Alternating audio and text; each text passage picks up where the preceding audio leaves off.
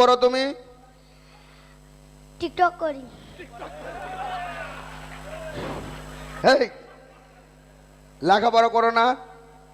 হ্যাঁ, হাত নিচে নামাও। তুমি কয়টা টিকটক করছো এ পর্যন্ত? মেলা টিকটক। মেলা পর্যন্ত করছো? আচ্ছা, তো তুমি মিস্টার সুজনের কি ডায়লগ ভাইরাল করছো, একটু শোনাও দেখি।